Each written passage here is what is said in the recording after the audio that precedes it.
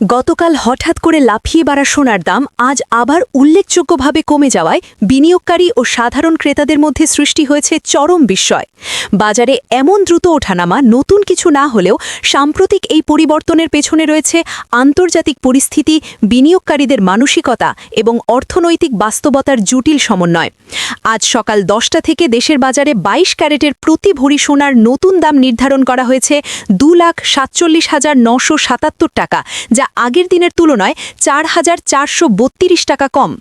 একইভাবে 21 ক্যারেট সোনার দাম কমে দাঁড়িয়েছে 2,36,721 টাকা, 18 ক্যারেট 2,28,095 টাকা এবং সনাতন পদ্ধতির সোনার দাম কমে হয়েছে 1,65,289 টাকা। শুধু সোনা নয়, রূপার দামেও এসেছে পতন। 22 ক্যারেট রূপার ভরি কমে হয়েছে 5,715 টাকা। এই হঠাৎ মূল্যপতনের পেছনে রয়েছে একটি পরিচিত বাজার বাস্তবতা, প্রাথমিক প্রতিক্রিয়া বনাম বাস্তব মূল্যায়ন। মধ্যপ্রাচ্যে যুদ্ধবিরতির ঘোষণার পর প্রথমে বিনিয়োগকারীদের মধ্যে অনিশ্চয়তা তৈরি হয়। সম্ভাব্য অস্থিতিশীলতার আশঙ্কায় তারা নিরাপদ বিনিয়োগ হিসেবে সোনার দিকে ঝুঁকে পড়ে, ফলে দাম দ্রুত বেড়ে যায়। তবে কিছু সময় পর পরিস্থিতি বিশ্লেষণ করে দেখা যায় যুদ্ধবিরতি অন্তত স্বল্প মেয়াদে বড় ধরনের সংকটের ঝুঁকি কমিয়েছে। তখন বিনিয়োগকারীরা ধীরে ধীরে ঝুঁকিপূর্ণ কিন্তু লাভজনক অন্যান্য খাতে বিনিয়োগ শুরু করে।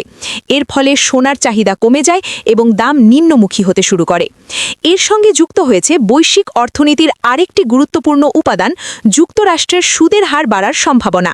সাধারণত সুদের হার বাড়লে সোনার মতো সম্পদের আকর্ষণ কমে যায়, কারণ বিনিয়োগকারীরা তখন সুদভিত্তিক সম্পদে বেশি আগ্রহী হয়।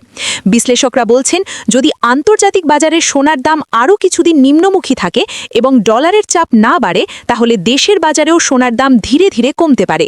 তবে বিপরীত পরিস্থিতিতে, অর্থাৎ ডলার শক্তিশালী হলে বা আমদানি খরচ বাড়লে আন্তর্জাতিক বাজারে দাম কমলেও তার পুরো সুবিধা স্থানীয় বাজারে নাও মিলতে পারে।